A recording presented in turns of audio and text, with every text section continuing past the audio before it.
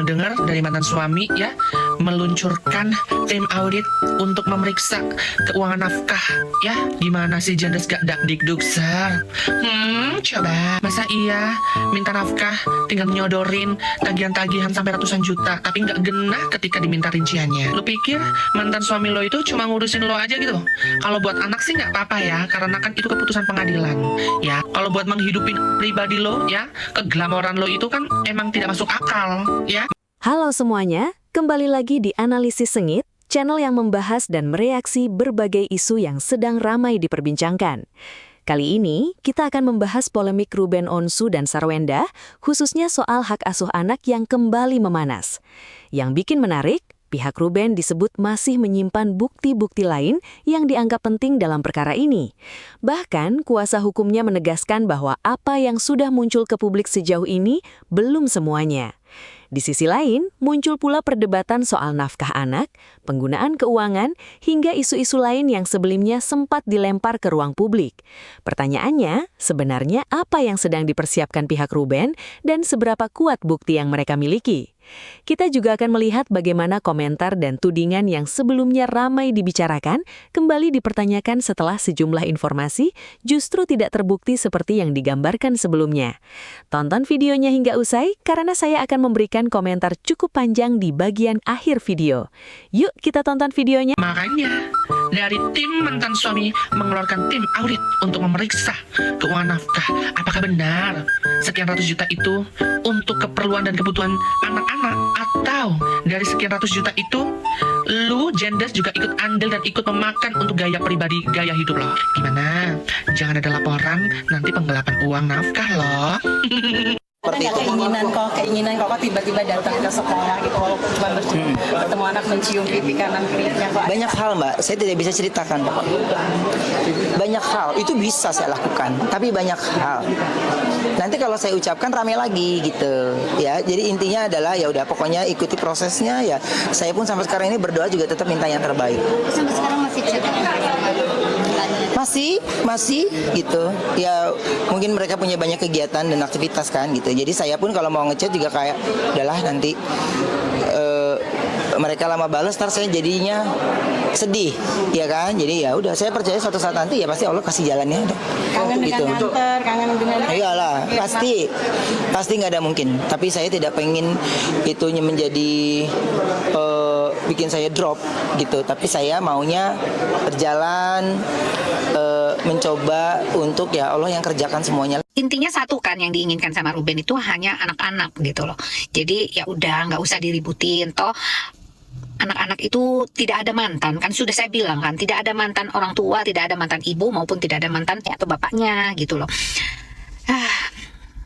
Saya nggak mau terlalu banyak ini ya, nanti kalian ribut terus, nanti saya dibilang ikut campur. Saya itu kalau ngomong di sini itu diminta oleh wartawan. Jadi kalau kalian sebutin wartawan mana, terus saya sebutin terus harus di screenshot gitu, kan enggak gitu loh. Jadi wartawan-wartawan yang minta itu dengan yang sama gitu loh pertanyaannya. Jadi saya bilang daripada kamu datang ke saya terus wawancara sedangkan saya lagi sibuk, mendingan kamu cuplik di sosial media saya gitu. Jadi tidak semuanya yang namanya omongan saya itu hanya sekedar nyablak aja, nggak gitu guys gitu loh. Jadi wartawan tuh minta kepada orang yang kompetensinya pas di bidangnya gitu loh.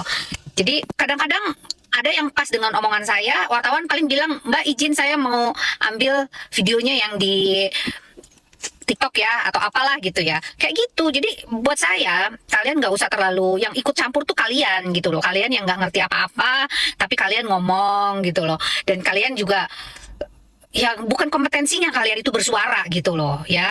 Oke, jangan sampai ini, daripada kalian jadi pantauan cybercrime, mau nggak mau kan? Nah udahlah, sayangin keluarga kalian, diciduk kalian mewek, saya nggak akan bantu kalian beneran. Jadi please stop, nggak usah ribut. Udah mendingan diademkan saja.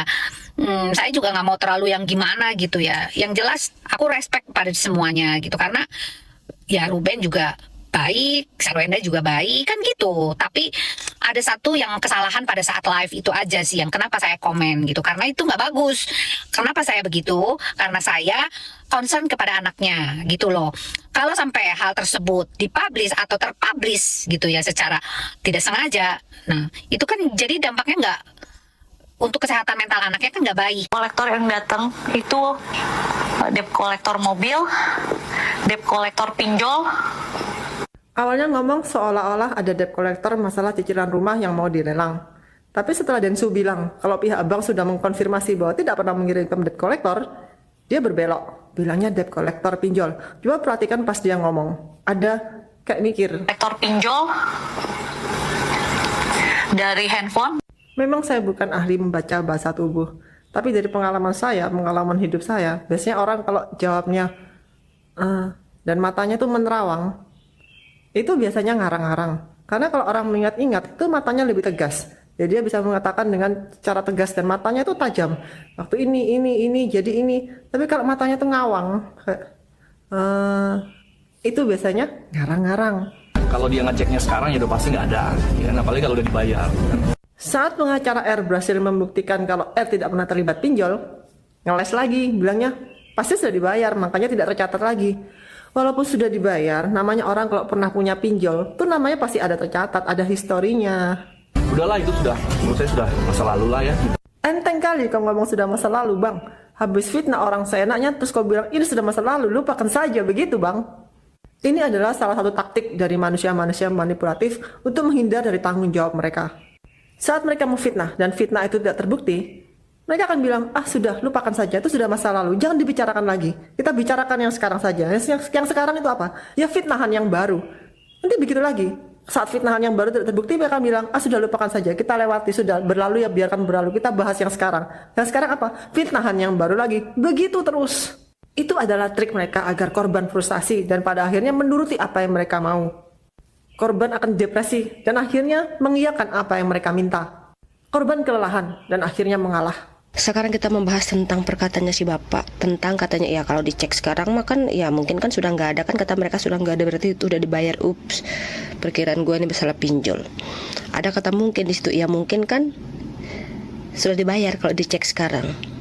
Terus ditanya panjang lebar, ya udahlah nggak usah dibahas lagi, kan itu sudah masa lalu. Lo kocak si bapak ini, kan kau yang angkat kemarin.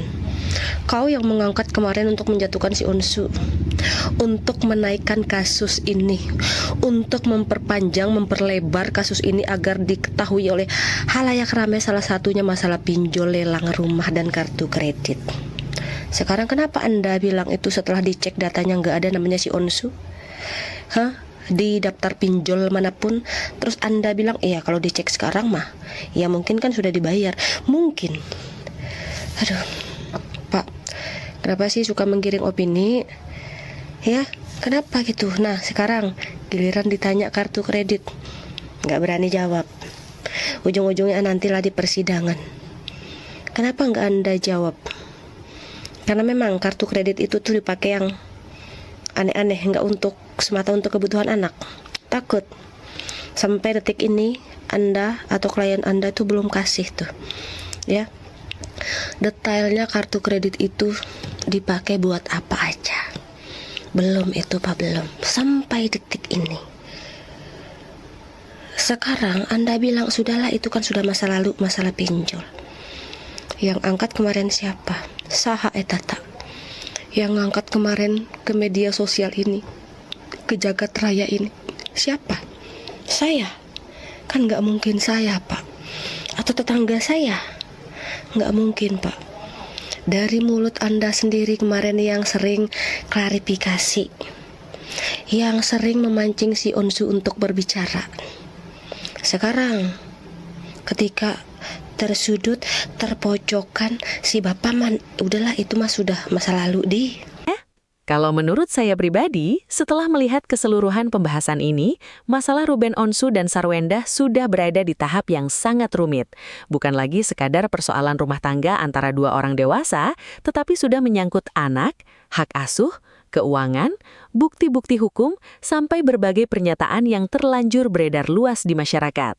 Dan menurut saya, justru karena sudah menyangkut anak, semua pihak seharusnya jauh lebih berhati-hati dalam berbicara. Saya pribadi melihat satu hal yang cukup menarik dari video ini, yaitu bagaimana informasi yang beredar di publik ternyata belum tentu menggambarkan keseluruhan perkara.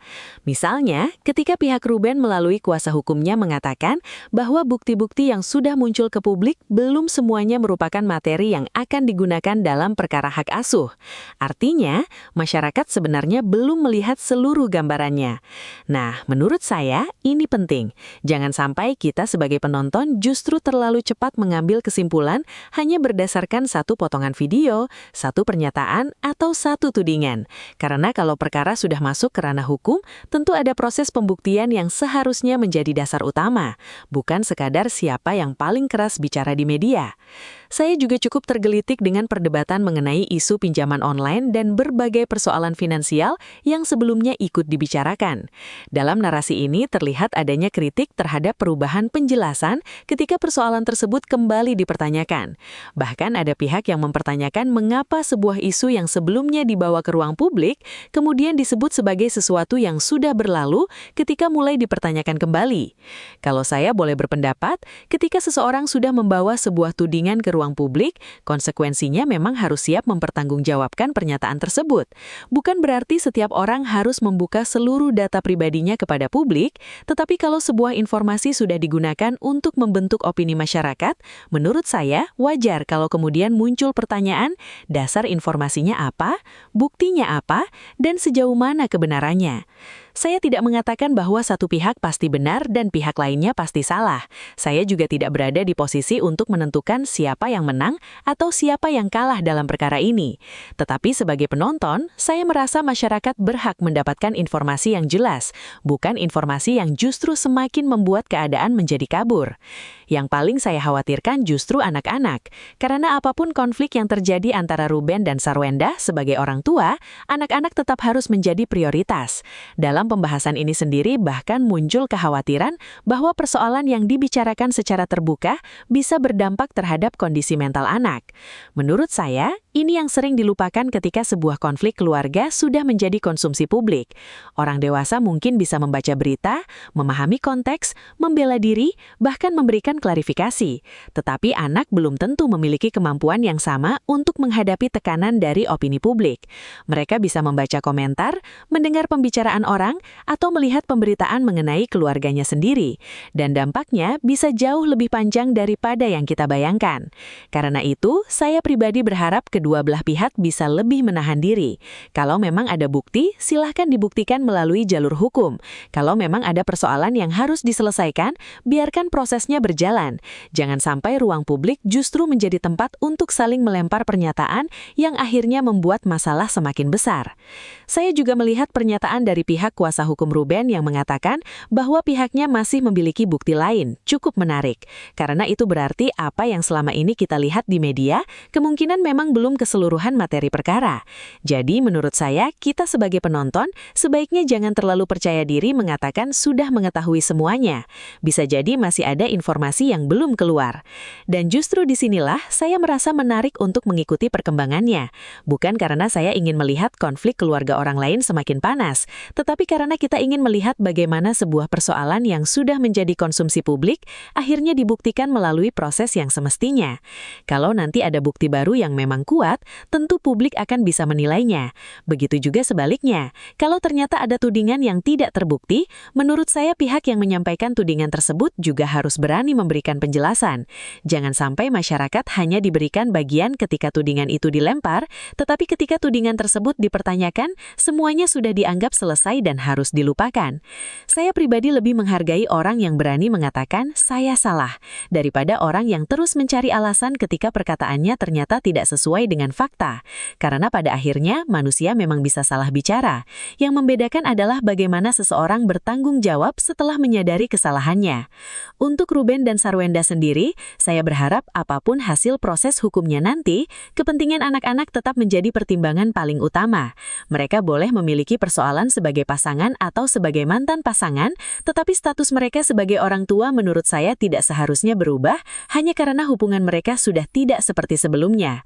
Jadi, kalau ditanya siapa yang saya bela, saya pribadi tidak ingin menjadi bagian dari kubu manapun. Saya lebih memilih melihat bukti dan perkembangan prosesnya. Karena menurut saya, kita sebagai penonton juga harus punya batas. Jangan sampai kita terlalu larut dalam konflik orang lain, sampai akhirnya ikut memperkeruh keadaan. Yang jelas, kasus ini masih jauh dari selesai.